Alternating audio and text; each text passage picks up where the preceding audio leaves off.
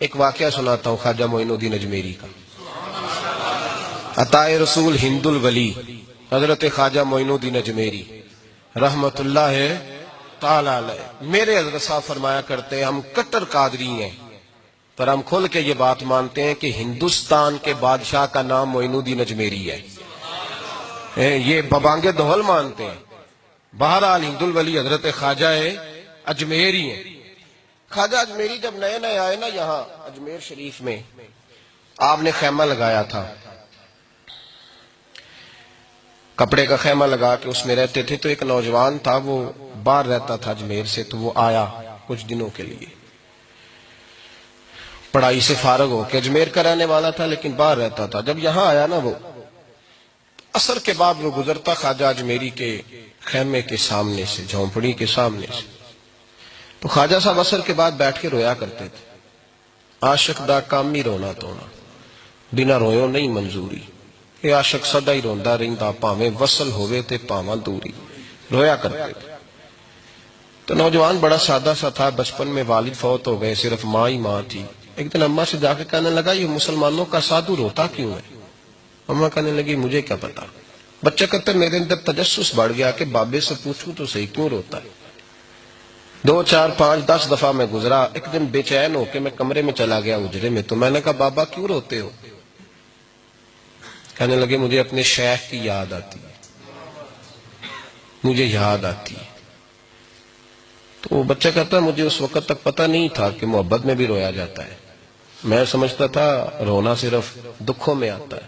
شیخ کی یاد آتی ہے. حضرت عائشہ صدیقہ رضی اللہ تعالیٰ عنہ فرماتی ہیں جس دن نبی پاک صلی اللہ علیہ وسلم رات کے وقت ہمارے گھر آئے نا، اور حضور نے فرمایا ابو بکر چل تو نے میرے ساتھ مدینے جانا ہے، تو میں نے جناب صدیق اکبر کو روتے دیکھا. تب مجھے پتا چلا کہ محبت میں بھی بڑا رونا آتا ہے، محبت میں بھی رویا جاتا ہے.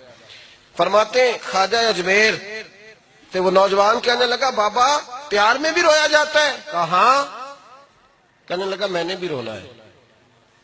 تو آپ فرمانے لگے 2 شرطیں ہیں کہ کلمہ پڑھ جا، دوسرا میرا مرید ہو جا، آ جائے گا رونا.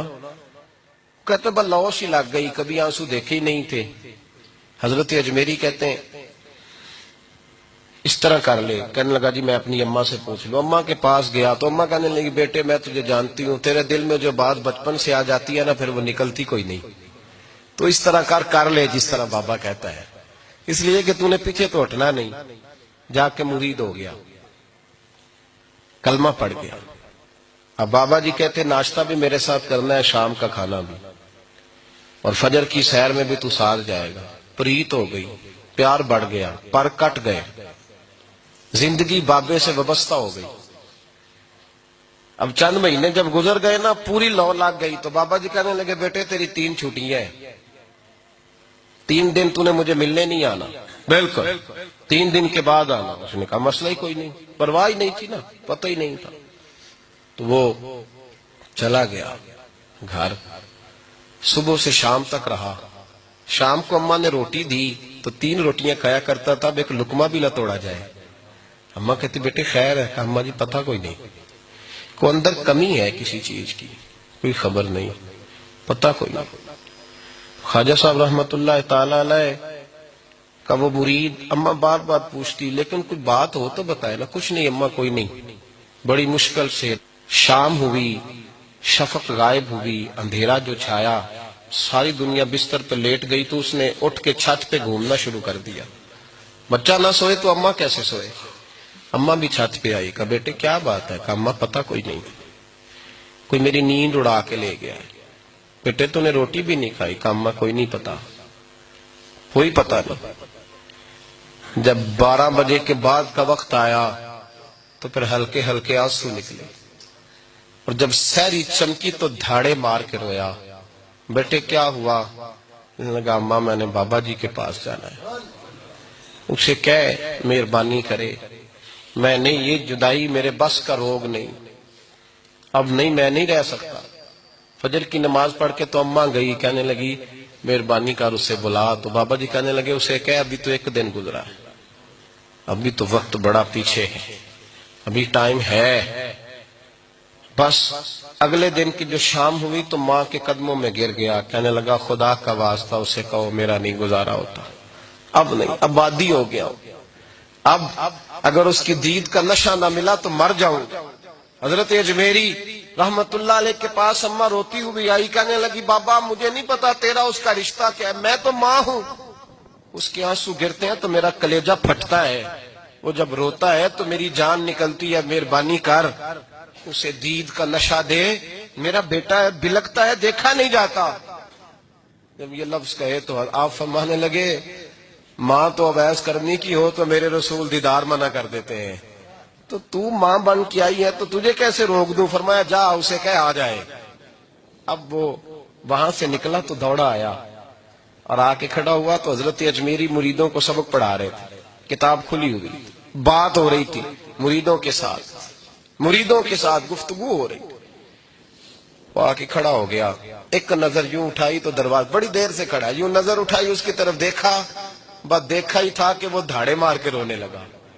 تو حضرت اجمیری نے مسکرا کے ایک جملہ کہا، فرمایا پتہ چل گیا محبت میں بھی رونا آیا کرتا ہے، پتہ چل کے دوڑ کے قدموں میں آیا۔ اور پھر لوگ کہتے ہیں جب وہ آیا نا تو آنسو حضرت اجمیری کے بھی نکل گئے، رو پڑے، آہیں نکلی۔